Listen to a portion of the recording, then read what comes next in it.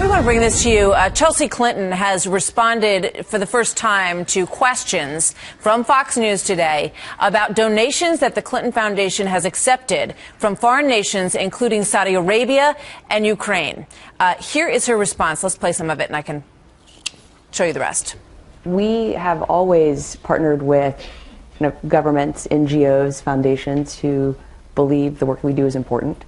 So whether that's around women and girls or smallholder farmers or the injectable, long-lasting, reversible contraceptives that we talked about earlier. And so what the Clinton Foundation has said is that we will be kind of even more transparent.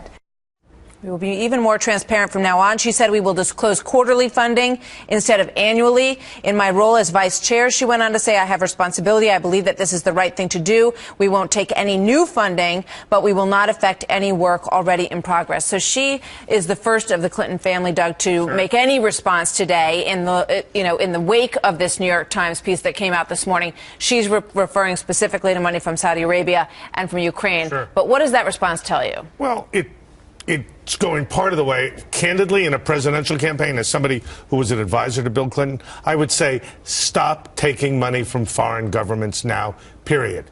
It's an issue of appearance, even if they believe it's not an issue of substance. And I don't think it's been shown that there is any causal link between contributions and policy, notwithstanding the Times article, but as a matter of politics and appearance, and I believe even propriety, they should stop taking. Is that not an admission, then, that what you were doing in the past may have been unethical at the very least? I don't think so. I think it's the appearance of conflict of interest. But they should have done the appearance of conflict of interest when she became Secretary of State, if that was a concern. She did, and then they started taking foreign money again, which again, foreign government money, which to me was a mistake. But there are instances in this article that say that money that was given to the foundation by this Canadian businessman was not disclosed on Clinton Global Initiative documents. So they were supposed to report all the money that they got. So what this article, the New York Times, found was that this Canadian businessman, who was all in the center of this whole deal to sell these uranium mining rights to Russia, gave the CGI money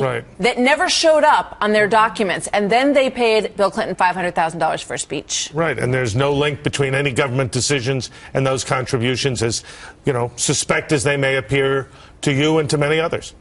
Well, the truth is we're talking about two separate entities here. You have the Clinton Foundation and you have the Clinton Global Initiative, which is a subsidiary of the Clinton Foundation. They've been able to maneuver money between those two organizations in a very secretive way for a very long time, and they've never had to disclose anything. Donors, expenditures, nothing. It's all been highly secretive. Look, you talk about propriety and possible conflicts of interest. From the beginning, a normal candidate, a normal person coming in as Secretary of State would have said, we are stopping all of these foreign donations, foreign governments, shadowy characters. We are not accepting any of that money for that very reason, because it might look bad, it might raise questions of conflict. Correct. But in the Clinton case, Martha, the appearance of conflicts of interest was actually like an invitation. It was actually attractive for these people to donate and attractive for the Clintons to take the money. The stakes are very high, obviously, for all of this, Doug, for the whole family. Because remember that Bill Clinton, one of the reasons for founding this foundation after his presidency was to turn around his reputation, to make him a global statesman. So for him, the stakes are very high. For Chelsea, who's now involved, her name is on this foundation as well. All of the stakes here are extremely high, which is very clear. Even as Secretary of State, the Russian papers were heralding how excited they were that they were going to be the global leader in energy after this deal went down. So the reset button allowed Russia to basically claim global energy dominance. So even on a purely policy level as Secretary of State, that looks like a failure. Well, look, the reset clearly, Martha, was a failure given what the Russians have done in Ukraine. Right now, the Russians aren't claiming any dominance in world energy markets given the decline in the price of oil.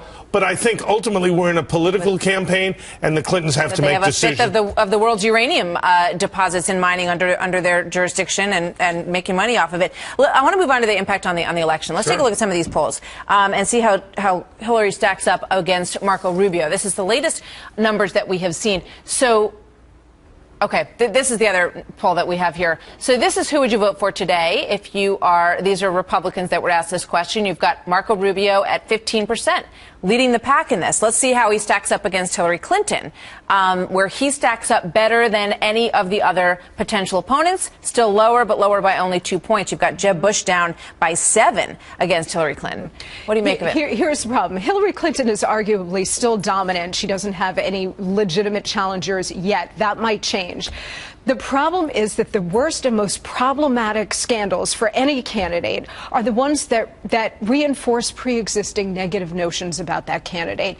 That's why the Clinton cash and foundation money, that scandal, the private email and private server, that scandal, these are essentially serving as tipping points for a lot of voters who said, well, I may not really have liked her or trusted her in the past, but I'm going to give her a shot because it's her turn. And they have worked so hard to right that ship.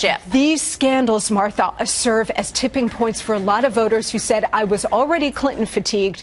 This just reinforces that the Clintons are corrupt and greedy and Syria liars, and I just can't take it one more second. Let's take a look at Democrats, Doug, polled in this to see how strong their support is. 60% say that they would support Hillary Clinton. And I just want to point out that this was taken April 17 to 21. So the tail end of this polling does reflect some of this story, perhaps, but I don't know that it's fully in the bloodstream yet for these people. It probably isn't, but Hillary is in very strong position with Democrats. I think, though, the real news is that against Rubio and other Republicans, they're within single digits or within, in Marco Rubio's case, the margin of error.